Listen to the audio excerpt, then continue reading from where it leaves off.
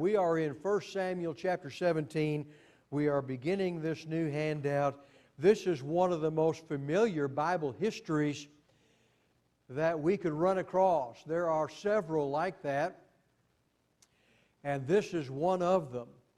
I guess I've never run into anybody, churched, unchurched, have a Bible, don't have a Bible.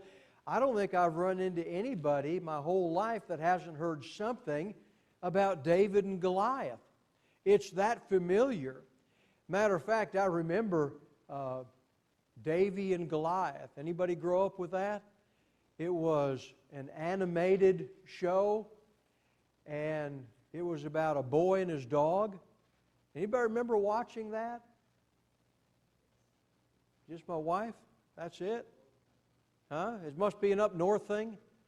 I don't know, but it was called Davy and Goliath, and it was an animation, and it had Bible morals to it, that sort of thing, and I'm not exactly sure where that came from or how long it ran, but if it is in your mind later, you might Google that, see if you can find YouTube, recollection of that show and watch it, and your kids would probably enjoy it too. And so I grew up with Davy and Goliath, reminiscent of the Bible names David and Goliath, and we're in that area this morning. Even though it's so familiar, this is the stuff that Vacation Bible School is made of, and our Bible classes with the kids, they love this particular account, many sermons on it. But do you remember the first time you ever read it? Do you remember going through it verse by verse as you uncover that whole scene and see how it develops, where David comes from, how he gets there, how his brothers treat him, the face-off of the armies, and picking up the stones, rejecting Saul's armor, going out there with this massive man facing him and his armor bearer, and how all of that laid out before he slung that stone. And what happened afterward. It was an exciting account to read, and I think that's why kids love it so much. You read that kind of material, and if you've never heard of it before, and their little eyes are bugged out as they're waiting to see what happens and how's he going to do that. He was a big man. Anybody remember the size of Goliath? Over 9 foot. 9 feet, and the way it is in the Bible is in cubits. And a cubit is how big? About 18 inches. And they did that by what? How did they measure that? Anybody remember? Tip of the finger to the elbow. And what was that? 6 cubits and a span. Anybody know how big a span is? I didn't either. And so what they said is, if you take your hand and you go from here to here, that's a span. And it's supposed to be about half a cubit. Now, I may not catch you this morning, but later I know you're going to do it. If this is a cubit and a span is supposed to be half of that, then you kind of want to go from here to there and then double it and see if it comes out. And you see on my hand how it did? That's a span is supposed to be about half a cubit. So that'd be about 9 inches. And as you multiply all that out, 9 foot, 9 inch man, that's a big guy. And so I think Septuagint changes that around to like about 6'9". Septuagint does, but I'm not sure that's right. And I was thinking about this lesson, and the closest I've come to even 6'9" was Tim Walton. And if you remember Tim and Lori, they used to attend here, and later he was an elder down at Broken Arrow for a period of time, and I was invited down there for a summer series on a Wednesday night, and I spoke, and I saw Tim and Lori down there. And he was about 6'7" or 6'8". He was a big guy. And I hadn't seen them for a while, and I was excited to see them, and he was excited to see me. But that's kind of hard on me. And so when I saw Tim, I just jumped up on a pew, and I was eyesight with him then, and I could hug him. And he started to laugh, and the congregation started to laugh. And so that's as close as I've come to anything the size of Goliath. And if he was 9'9", I haven't come close to anything that size in my lifetime. That is absolutely huge. And David was considered still a boy, tending the sheep, the youngest of the 8 sons of Jesse. And so this is a remarkable scene that we're running into. All right, we are going to continue looking at this now in 1 Samuel chapter 17. If you look toward the end of that, I have to turn my page a couple of times to get over to the end of that. It's 58 verses long, so we're going to be looking at this in several scenes. In the first 11 verses, the armies are going to be facing off with one another, and then David's going to enter the picture in verse 12. And then down around verse 20, he gives a response to the challenge of Goliath. And then Saul's going to offer him his armor, and David's going to reject it. That begins in verse 31. And then is the face-off with Goliath, beginning in verse 41 through 51. And David kills the giant. And then the Israelite army, beginning in verse 52 through the end of the chapter, is going to be mopping up the rest as they're pursuing them in the battle. So we'll look at it in those several scenes, and we'll begin with the first 3 verses. Now the Philistines gathered their armies for battle, and they were gathered at Soko, which belongs to Judah. And they camped between Soko and Azekah, and in Ephes Dammim. Saul and the men of Israel were gathered and camped in the valley of Elah, and drew up in battle array to encounter the Philistines. The Philistines stood on the mountain on one side, while Israel stood in the mountain on the other side, with the valley of Elah, between them. You've got the scene in your mind now? The Philistines are coming from the west. They had 5 main cities, a lot of surrounding area there. But the Philistines are over on the Mediterranean side of things. Bethlehem and Judah are over toward the Dead Sea side of things, other side of the land of Canaan. And so Philistines are coming from the west side of things. And they get up there to the valley of Elah, and they get up on a hill, a mountain area. And the Israelites come to sort of cut them off in their pursuit. They are perched now about 15 miles west of Bethlehem. They're getting awfully close. And so the Israelites get their army, and they're on one hilltop, and the Philistines are on the other hilltop. The valley, which is meant for fighting the battle, is between them. And so they've cut off their pursuit, but that's as far as it goes. So there they are, and they are facing off with each other for 40 days. In verse 16, we read about this coming out of Goliath. He came out in the morning, he came out in the evening, he went down into the valley and was basically challenging any hero of the Israelite army to come down and fight him. Win or take all. For 40 days, morning and evening, he was doing that. And Goliath is coming there. We read this beginning in verse 8. He stood and shouted to the ranks of Israel and said to them, "Why do you come out to draw up in battle array? Am I not the Philistine, and you servants of Saul? Choose a man for yourselves and let him come down to me. If he's able to fight with me and kill me, then we will become your servants. But if I prevail against him and kill him, then you shall become our servants and serve us." Again, the Philistine said, "I defy the ranks of Israel this day. Give me a man that we may fight together."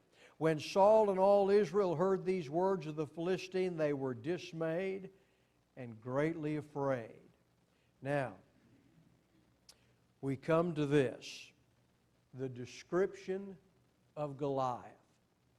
We move back to verses 4 through 7. "Then a champion came out from the armies of the Philistines named Goliath from Gath." Does anybody remember the 5 Philistine city-states? Gath is one. What's another? Okay, there's your homework. So you'll have fun looking that up. There are 5 major Philistine cities, and as I said, they're over toward the Mediterranean side of things. And Gath is one. That's where Goliath is from, whose height was 6 cubits and a span. He had a bronze helmet on his head. He was clothed with scale armor, which weighed 5,000 shekels of bronze. It sounds like a lot. 5,000 shekels of bronze was the weight of it. Now, those of you who have footnotes, or maybe a different translation, I have New American Standard Update.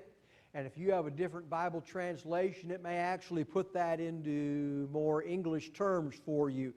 What was that weight of that armor?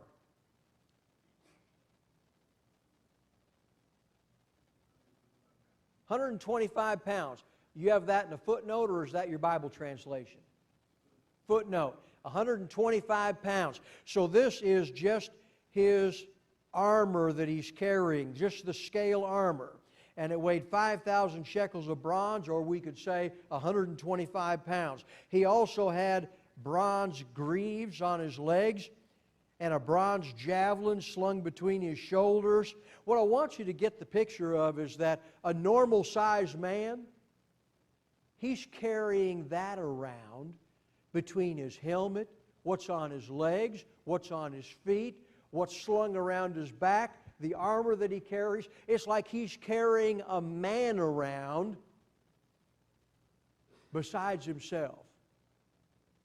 So you think about all of this, and it's really impressive. So he had this javelin slung between his shoulders, verse 7. The shaft of his spear was like a weaver's beam, and the head of his spear weighed 600 shekels of iron. How much is that? Give me pounds. 15 pounds. That's the head of the spear. Now, they won't like this. But I'd like you to go down to Walmart and get you a 10-pound bag of potatoes and see how far you can throw it. Now, they'll ask you to leave. But he had a 15-pound spearhead on a shaft described as a weaver's beam. So you can imagine the size of this thing that he has. And the idea is Goliath, look at what he's wearing. Look at his weaponry. Look at his height. He's got his shield bearer with him. He is a killing machine. And he is down in this valley. And he is challenging anybody they want to pick. And he will meet them head to head. You kill me, we will be your servants. I kill that man, and you become our servants. Winner take all. Now, they didn't back up that challenge, because when David beat him, they went running for home. They didn't just become their servants. So they weren't really going to keep their word. They were untrustworthy. So this is the man that he's going to be fighting, and this description is just wild. He is related to the Anakim. Let me give you a few verses. Numbers 13, verse 33. There also we saw the Nephilim, the sons of Anak, are part of the Nephilim, and we became like grasshoppers in our own sight, and so we were in their sight. What's that reading from? What was going on? We were like grasshoppers in our own sight. We saw the Nephilim related to the Anakim. That's the spies. When they were there with Moses and they were perched on the edge of Canaan land, and they sent out spies from Kadesh to go see what the land was like, and they come back with this report about these monstrous people, these walled cities, everything's armored up, and we're like grasshoppers in our own sight. Can you imagine seeing people who were similar to Goliath inside walled cities, and they see them and they think we're like grasshoppers in our own sight? And that was the cause for the 40 years of wandering. 40 days, they spied out the land. They came back with a report and said, we can't do it. And the Lord said, all right, 40 days looking over this land, 40 years wandering in the wilderness. This generation will die out. I'll bring the next one in, see if they're more faithful. So that was the scene in Numbers 13. Now let's continue with Deuteronomy chapter 9, verse 2. A people great and tall, the sons of the Anakim, whom you know and of whom you've heard it said, who can stand before the sons of Anak? And that, by the way, was the text when our sons Jeremiah and Eli and myself used to play video games together, and we formed our little clan. Eli said, I want to be called the sons of Anak. And he got it from this text, and he put a little catchphrase on our clan site, who can stand before the sons of Anak? We lost a lot of battles, but that was our catchphrase. And so that's where it came from. Now, Joshua chapter 11, verses 21 and 22. Then Joshua came at that time and cut off the Anakim from the hill country, from Hebron, from Debir, from Anab, and from all the hill country of Judah, and from all the hill country of Israel. Joshua utterly destroyed them with their cities.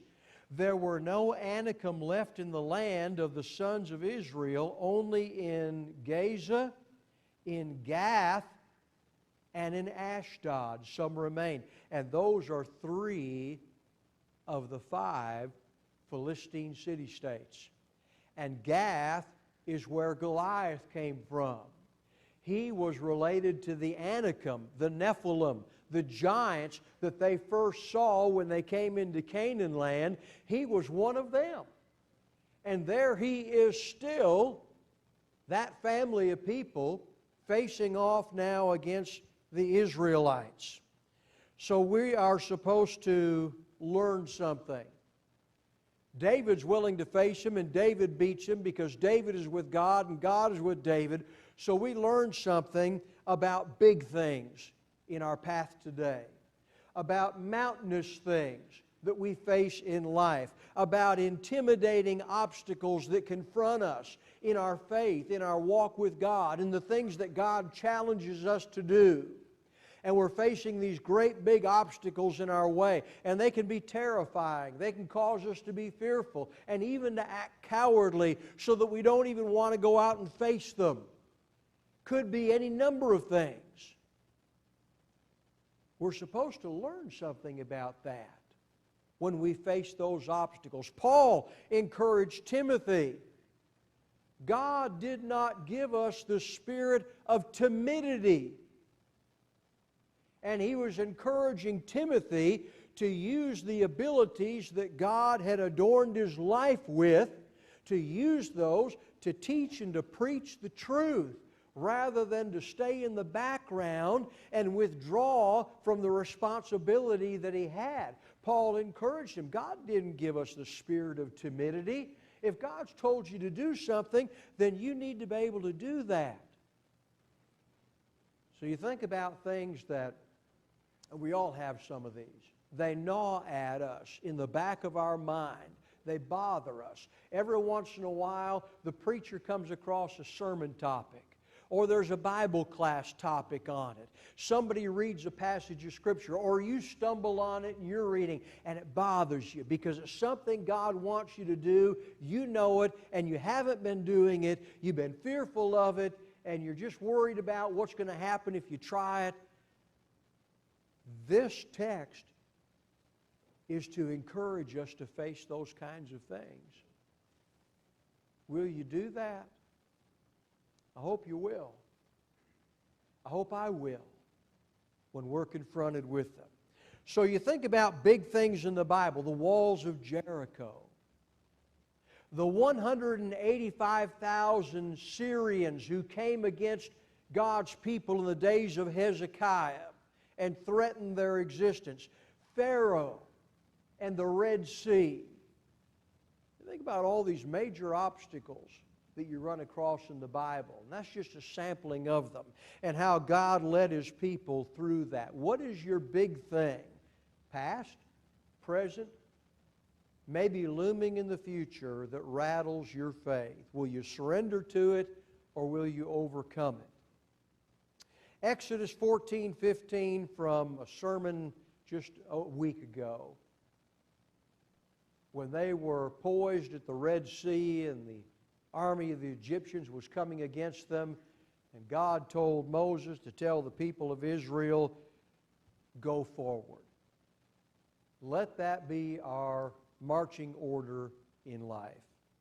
Luke 21, verses 18 and 19, yet not a hair of your head will perish by your endurance, by your perseverance, by your steadfastness, by standing firm in the faith. By your endurance you will gain your lives.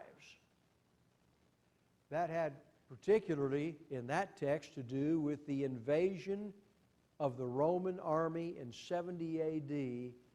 and who would be able to escape that slaughter. If they would remain steadfast, if they would endure in faith and as disciples of Jesus, listening to His warnings, they would save their lives on that day. Interesting. All right, the big question is this. How big is your God? How big is God in your understanding? And that will determine what you do in those situations. I wondered about this as I read our text. I don't understand a lot about the old battle rules, the ancient battle rules. I've read a little bit here and there. What I don't understand is why Saul and the Israelite army were allowing the Philistines to dictate the rules. They allowed Goliath to come down in the valley for 40 days, morning and evening, and dictate the rules. If you beat me, then we'll do this. If I beat you, then you'll do that. What gives him the right to dictate the rules? What gives the Philistines control over that? It's because they didn't give control to God. Sometimes the devil wants to present you with a bad option and another bad option. And if you are caught that way, thinking, well, those are my only two options, this bad one or that bad one, then I guess I'll pick that bad one. If you get caught in that snare, that's what you'll do. But you have to remember that there's a different option with God. It's the right thing, it's the good thing, and it has a good end result. So why were they allowing the Philistines to dictate the rules of the battle? They really didn't have anything to say about it. But they intimidated God's people so that God's people believed they did. All right, we're down to verses 12 through 19. You have comments before we do that? Before we move on? All right, down to verses 12 through 19. Now David was the son of the Ephrathite of Bethlehem in Judah, whose name was Jesse. And he had 8 sons, and Jesse was old in the days of Saul, advanced in years among men. The 3 older sons of Jesse had gone after Saul to the battle. And the names of the 3 sons who went to the battle were Eliab, the firstborn, and the second to him, Abinadab, and the third, Shammah. What do you remember about those 3 names? Eliab, Abinadab, Shammah. We read those not too long ago. Didn't spur a thing, did it? Do you remember when Samuel, back in chapter 16, went to anoint David as the next king? And Jesse was bringing out his sons in the order of their birth. Eliab was first, then Abinadab, then Shammah. And if you go back to chapter 16, you'll see that. Jesse was bringing out his sons from oldest to youngest, and the last one was David, and he was out in the field with the sheep. He wasn't even there. But he was bringing them out in the order of their birth to see who the next king was going to be. And David is the youngest. So that order has meaning to it. And now the three oldest sons of Jesse are on the battle lines with Saul. And here are their names in order again. Verse 14, David was the youngest. Now the three oldest followed Saul. Verse 15, but David went back and forth from Saul to tend his father's flock at Bethlehem.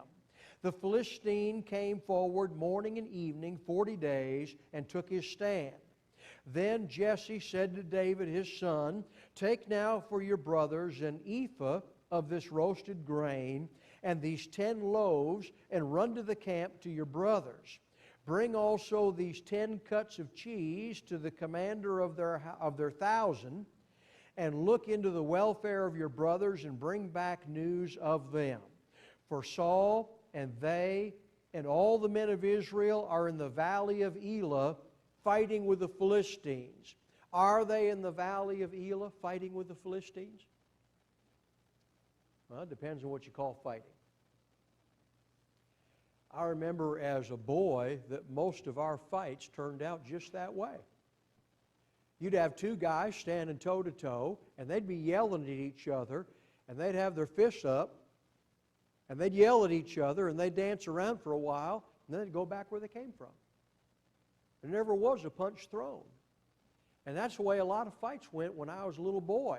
That you'd have an argument with somebody else, and you just do that back and forth for a while, then everybody go back and you start playing again and do whatever you're going to do. So they're not really fighting, at least not now. They're not fighting. They're just standing there. Goliath's coming down making a challenge, and Israel's all going, wow, he sure is big. And there's nothing actually happening. There's no progress. There is no battle that's taken place yet. But that's the way it's worded by Jesse. That's what he's seeing in his mind as he sends David to the front lines. So here we are, and this is when David arrives on the scene. And if you look through this text, you'll be able to answer these questions. Here's question number 1. Who was David's father? His name is Jesse. Very good. What do we learn about Jesse's age? He's old. He's advanced in years. Very good. What's their hometown? Bethlehem. Good. How many brothers did David have? 7 brothers. 8 total are the sons of Jesse. He had 7 brothers. Who were the 3 oldest? What were their names? Very good. The Eliab, Abinadab, and Shammah. Very good. And they are going to follow Saul in the battle. They're in the army. They're going to be involved in the conflict. And in verse 17, it looks like the individual families, at least in part, were supplying the food and the needs of their family members on the battle line. Because he's sending food. David's going back and forth. And part of that going back and forth is not only to check to see how his brothers are and what's going on, but also to take food for them to eat and to supply food for their commander. So they're at least in part supplying for their own families. And David is the youngest, verse 14, and we see David's job between the shepherding and the carrying of, we could say, victuals. He was carrying the victuals back and forth. All right, 2 things caught my eye. This is in verses 16, 17, and 19. over the 40-day period, it appears that David has never before heard the challenge of the giant.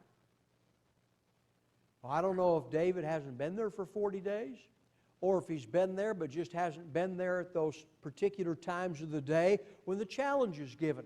But David apparently has not heard the challenge before, but when he does hear it, he has an immediate response to it.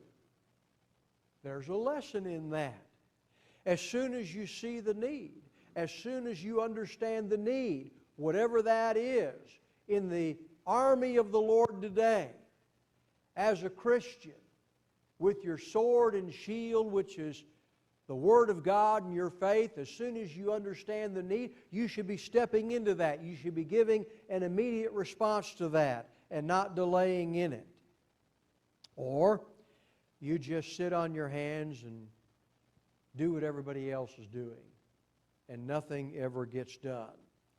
In carrying the supplies to his brothers, I noticed this in verse 17. Jesse said, "Run. Run." It is an immediate thing.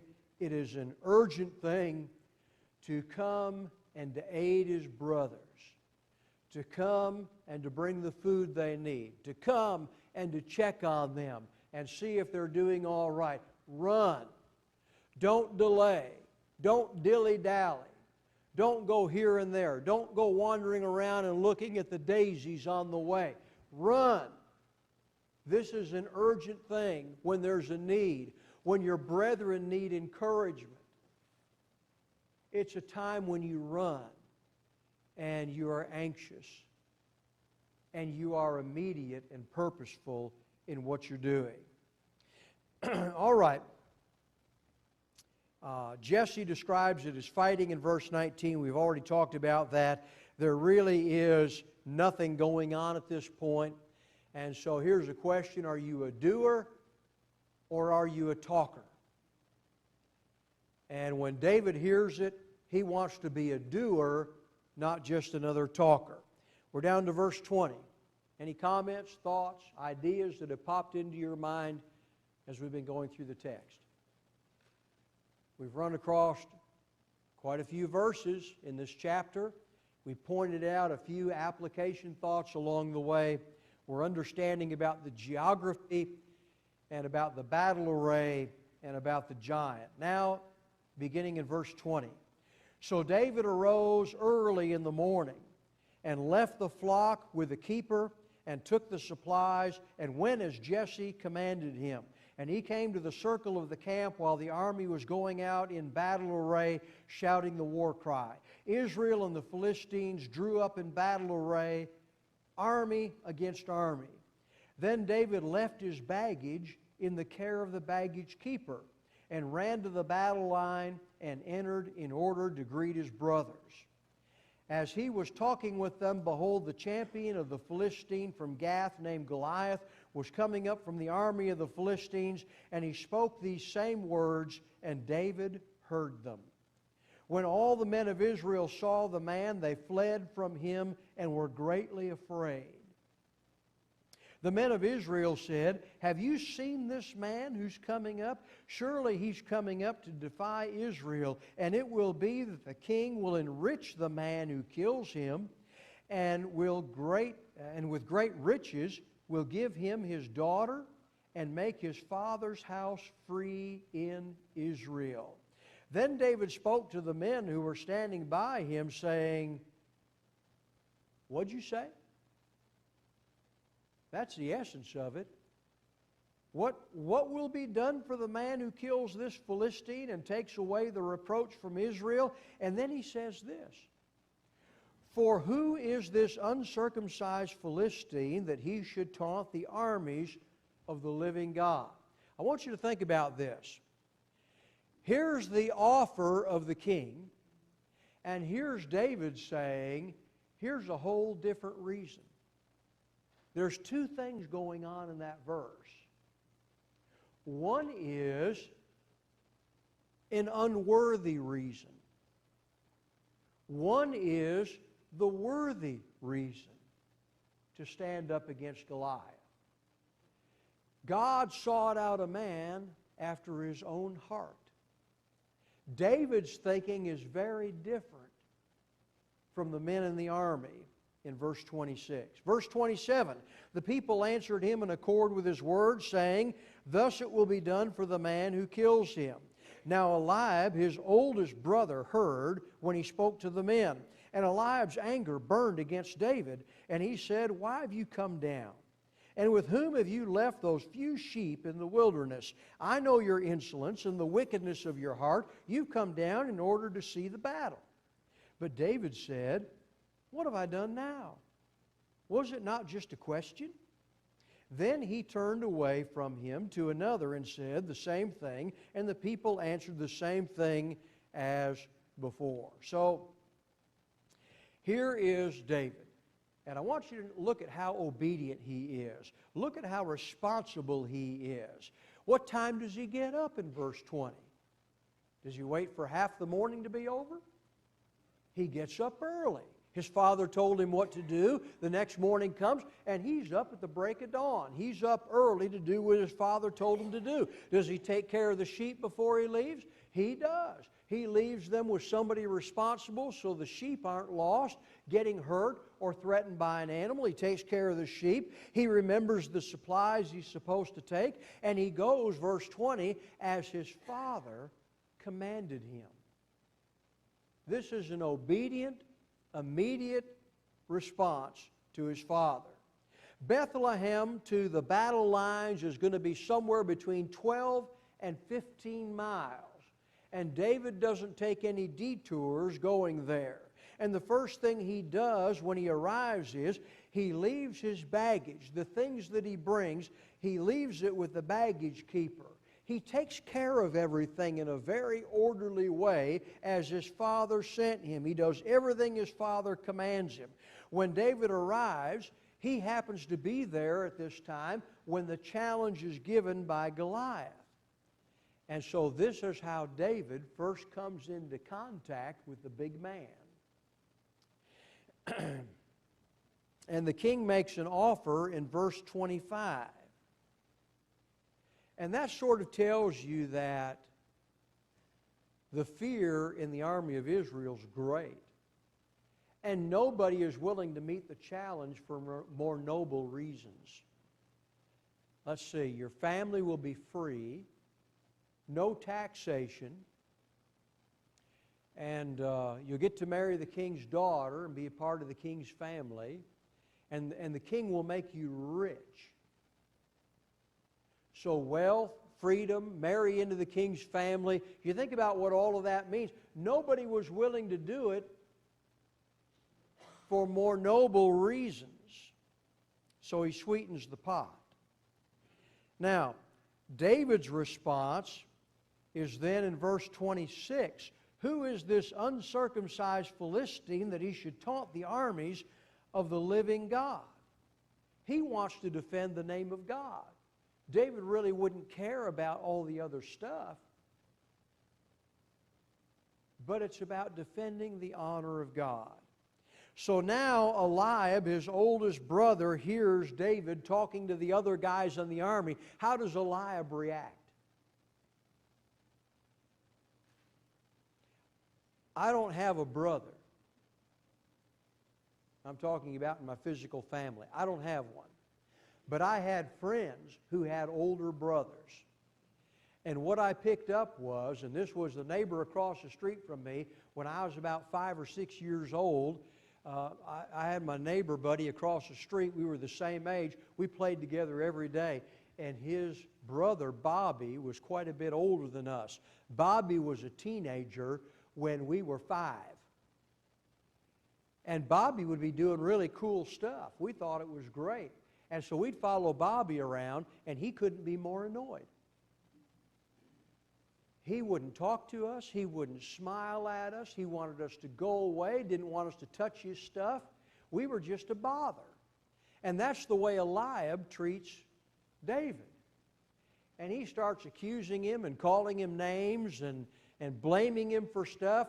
And it was just a great annoyance. And David was sort of shaming his own brothers with his statement there in verse 26. So Eliab's embarrassed. He's angry. He starts questioning David's motives for even being there. Says, basically, you abandoned your job, which is attending to a few sheep, which is, on the level of things, David, this is where you're at with a few sheep, and this is where we're at facing these Philistines, and you've come here, you've abandoned those few sheep, you're not doing your job, trying to tell us how to do our job. And so he's telling off his little brother. He tells him, you're insolent and you're wicked. One is about overstepping your appropriate boundaries, and the other is an attack on his heart, that you've come here with a bad motive. And I know who you are and what you're about, and this is why you're here. And so, and you come down to verse 29, and this is one of my fun verses. Every time I stick my foot in my mouth and I get a glare from somebody, won't say who, I'll say, was it not just a question? And that doesn't meet with a good response either, so I don't recommend it. But that's one that I tend to remember in the funny things in the Bible, at least in my mind, as I run across them. So you look at all the things that David has to overcome. He has youth, he has inexperience, he has accusations of his brother, he has the size and the military experience of the giant, he has the fear of the Israelite army, he has the doubting of King Saul. But it is amazing what we can accomplish when we don't know that a thing can't be done. And this is one of the most encouraging things about young faith. When people first come out of the waters of baptism, they have no idea what can't be done. And before they settle into the pews with some of the rest of us who have grown to fear everything, and assume that it won't work and it can't be done. Before they get to that stage, that young faith is vibrant and full of energy and willingness to try anything to honor God. May we be more like it and remember what that was like and come back to that first love and practice it again. We close class here. Thank you for your time.